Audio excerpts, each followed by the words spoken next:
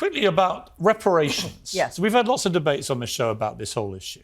I have to admit, I come from a position, I don't see why people today should be compensated for sins against their ancestors, some cases centuries ago. Explain to me why I'm wrong. Because it's not just about you. It's about the responsibility that you have as a citizen to the fate of your country. And whether you are an individual or a nation, you're not going to have the future you want if you don't clean up the past.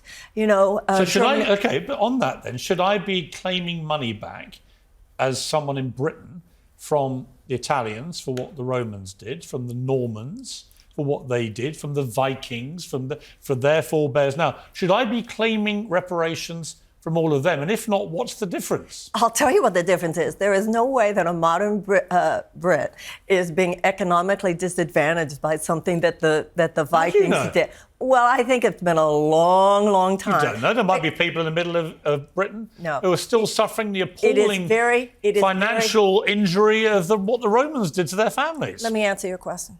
It is very obvious that there has been intergenerational hardship financially. The gap between blacks and whites that is so egregious in America today is a legacy not only of slavery, not only almost 250 years of slavery, but also of almost 100 years since then of institutionalized suppression of black people. This is 350 But at what point do we years. Stop feeling guilty about the past? After we've paid our debt. Or paying for the past.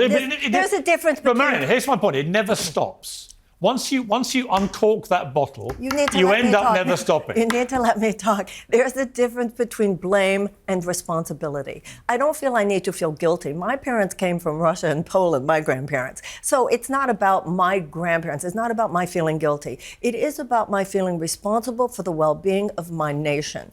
Germany paid over $89 billion to Jewish organizations after World War II. That's true. And I think that financial remuneration has had a lot to do with not only the financial, but even more importantly, the psychological and emotional healing between Germany and the Jews of Europe. And this is a healing that we have not had. That war was over in 1945.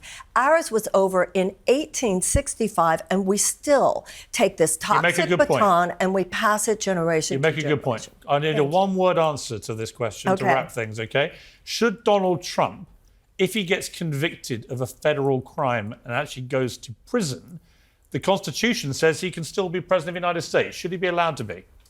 It's not about, the law is the law. Would it be disappointing? Would it be awful for the country? Yes, but if it's legal, it's legal.